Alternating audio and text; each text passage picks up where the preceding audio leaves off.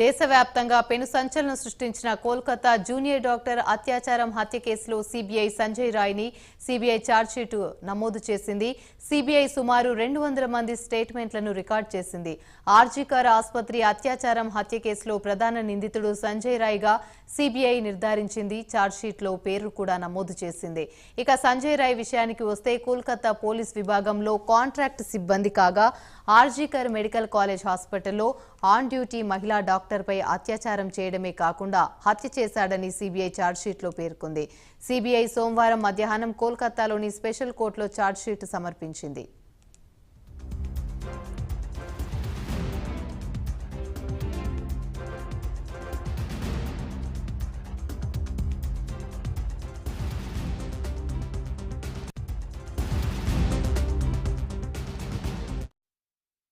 Duty doctor break లో ఆసుపత్రిలోని seminar room లో విశ్రాంతి తీసుకోవడానికి వెళ్లినప్పుడు సంజయ్ రాయ్ దారుణంగా అత్యాచారం చేయడమే కాకుండా హత్య కూడా చేశాడని సీబీఐ ఛార్జ్షీట్ లో పేర్కొంది. మొత్తం 200 మందిని విచారించి రిపోర్ట్ తయారు చేసింది. సీబీఐ వర్గాల సమాచారం ప్రకారం ప్రస్తుతం ఈ గ్యాంగ్ రేప్ కు సంబంధించిన విచారణ కొనసాగుతుంది. ఎవరైనా అనుమానితులుంటే వారిని కూడా ఛార్జ్షీట్ లో చేరుస్తామని తెలిపింది.